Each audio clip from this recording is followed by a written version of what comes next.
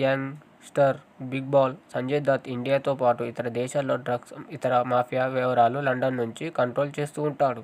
అయితే అనాయాసంగా ఆయనకు brain tumour వ్యాధి సోకడంతో 3 నెలల్లో చనిపోతాడని చెప్పడంతో తాను చావు ఉండకూడదని నిర్ణయించుకుంటాడు. ఆ క్రమంలో వైద్యులు సంప్రదిస్తే మెమొరీ ట్రాన్స్ఫర్ వల్ల సాధ్యం చెబుతారు. దీంతో తన పర్సనాలిటీకి తగిన వ్యక్తిని వెతికే క్రమంలో హైదరాబాద్లో ఇస్మార్ట్ శంకర్ను గుర్తిస్తారు. చివరికి ఇస్మార్ట్ శంకర్కు బిగ్ బాల్ మెమొరీ ట్రాన్స్ఫర్ చేస్తారు.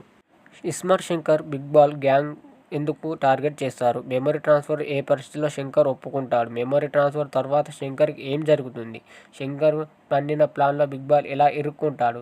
దేశాన్ని దక్షిణ, ఉత్తరాది ప్రాంతాల్లో విడగొట్టాలని బిగ్ బాల్ చేసిన ప్లాన్ ఏంటి?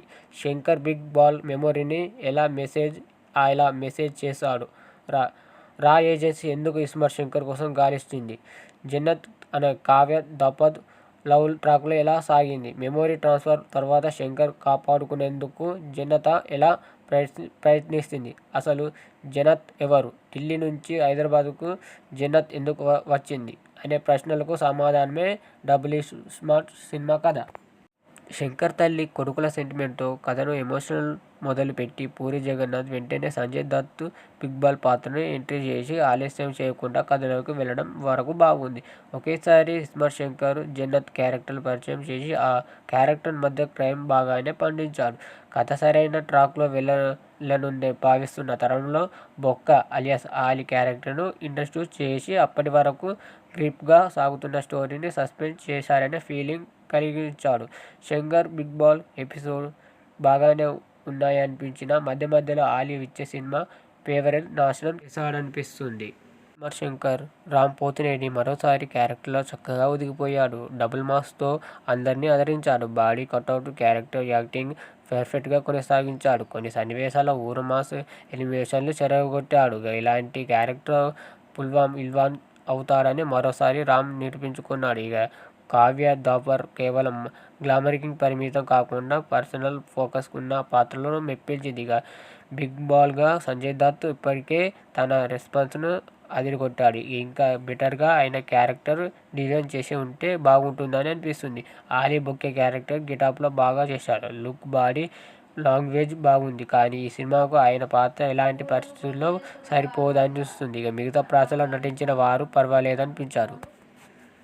సాంకేతిక విషయానికి వస్తే ఇప్పటిలాగే మణిశర్మ తన మాస్ బీట్తో అల్లాడించాడు. ఇక బ్యాక్గ్రౌండ్ స్కోర్ కూడా బాగుంది. కానీ సన్నివేశాలు రొమాంటిక్గా ఉన్నప్పటికీ వారికి పూర్తిగా ఎలిమినేట్ చేసే ప్రయత్నంలో సఫలమయ్యాడు. శ్యామ్కు నాయుడు జియోని సినిమాగ్రఫీ బాగుంది. రియల్ సతీష్ కాంపోజ్ చేసిన ఫైట్ బాగున్నాయి. ఎడిటింగ్ డిపాజిట్కి ఇంకా ఫోకస్ ఉంది. పూర్తి కనెక్షన్ బ్యానర్ తగ్గినట్టుగా ప్రొడక్షన్ వాల్యూ ఉన్నాయి. ఇక తెలుగు సినిమా పరిచయంలో పవర్ఫుల్ క్యారెక్టర్ ఇస్మార్ట్ శంకర్ ఒకటి. ఆ క్యారెక్టర్ చాలామంది అభిమానులు ఉన్నారు. ఇలాంటి పాత్రలను రామ్ మరోసారి ఆకట్టుకున్నాడు. లేదు, పూరి జగన్నాథ్ రేటింగ్ +లోపర్ వద్దే ఆగిపోయింది. నేటి జనరేషన్ తగినట్లు తన పథకాలు మార్చుకోకపోతే ఆయన మరింత ప్రమాదంలో పడే అవకాశం ఉంది. ఇక ఈ సినిమాలో ఆలీ ట్రాక్ బ్యాండ్ విషయంలో కొంత ఎడిట్ చేసే ఈ సినిమా ఫేవరెట్ మారే అవకాశం ఉంది. మాస్ పూరి రామ్ ఫ్యాషన్కు ఈ సినిమా నచ్చే అవకాశం ఉంది. లాంగ్ వీకెండ్కు మాస్ సినిమా చూడాలంటే థియేటర్ డబుల్ ఇస్మార్ట్కు ఓ ఛాన్స్ ఇవ్వచ్చు. మా అప్డేట్ కోసం మా ఛానల్ని లైక్ చేయండి, సబ్స్క్రైబ్ చేయండి, పైనున్న బెల్ ఐకాన్ టైప్ చేయండి. Thank you. Please subscribe my channel.